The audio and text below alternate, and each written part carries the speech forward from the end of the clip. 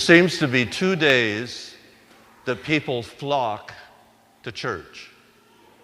One is Ash Wednesday, and the other is Good Friday. At least that's what I've noticed. And I keep asking myself, well, why is that? You know, some people just want to come to church to get the ashes and then they leave. You know, they don't stay for the Eucharist. I think there's a couple churches somewhere that have sort of a drive-through blessing of ashes. So you just have to drive up and open your window and get the ashes and off you go. We decided not to do that here at St. Pat's. But I think one of the reasons that people feel drawn to Ash Wednesday and Good Friday is that they have a very deep desire to be honest before God, to be authentic, to confess, to be free of any guilt before God. It's a way of cleansing the soul. You know, guilt, when it's true guilt, and we acknowledge it, is very life-giving.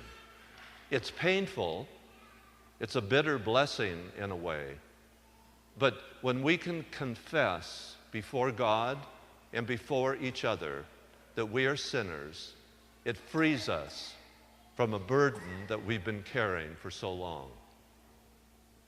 And so the ashes, in many ways, reminds us to be honest before God. Just as the gospel was speaking, that we shouldn't flaunt our holiness, that God sees the secrets of our hearts.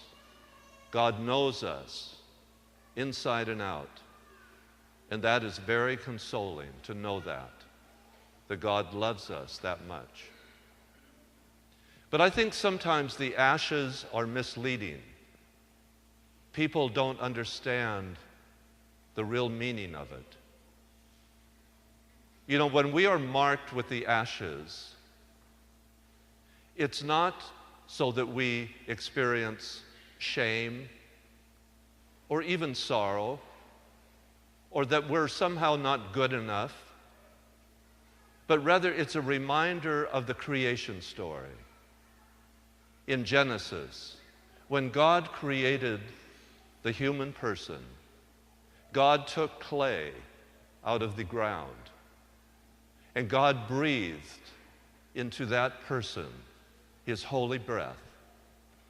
And so these ashes are a reminder that that's where we came from, and that God holds us preciously in His hands.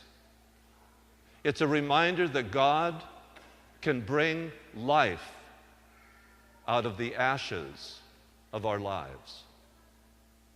Now, that's certainly true. We know that's true at the point of death, whether a person be cremated and actually brought back to ashes, or whether or not a person's body is left intact. Nevertheless, we believe that God can raise us up, just as God raised Jesus up. Jesus also became ashes and rose from the dead. And so this is a reminder that God can raise us up in any situation that we're in. Not just when we die, but now.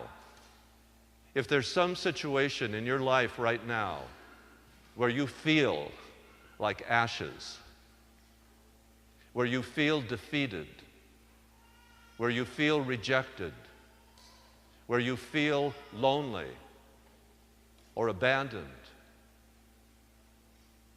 God will raise you up. And that's what the marking of these ashes means. That you are precious, that God created you, and that God redeems you. It's a sign of hope. Ashes are a sign of hope. That's why people come for the ashes. It's not a sign that somehow we are not worthy. It's just the opposite. We are worthy. And that's what the ashes mean. Now, you may have some plans for Lent. You know, usually people think about giving something up, like food, not entirely, but, you know, some kind of fasting.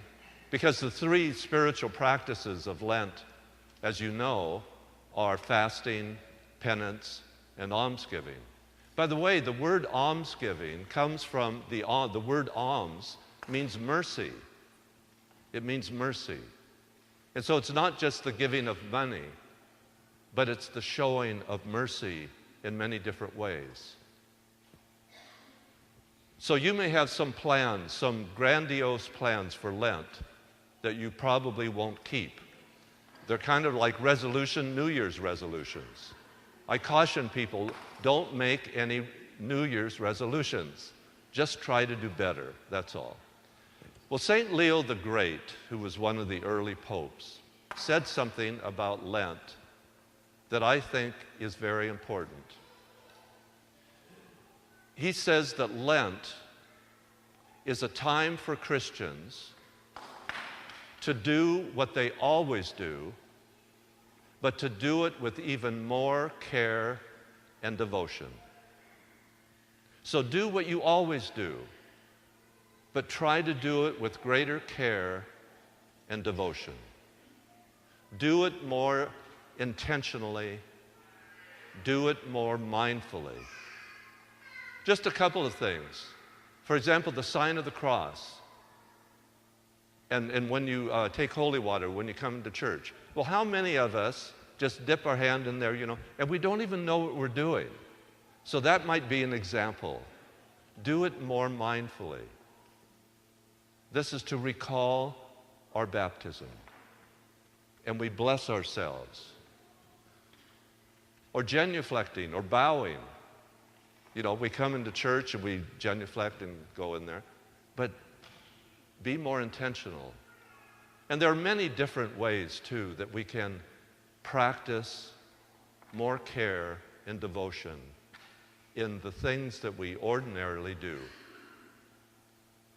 Lent is a time of spring. The word itself, Lent, means to lengthen. The days are lengthening. And so it's really a time to celebrate new life. And it's a time to prepare for the death and resurrection of Jesus. So let us take just a moment before we bless the ashes and are marked with the ashes to be mindful of what God might be calling us to practice during this Lenten season.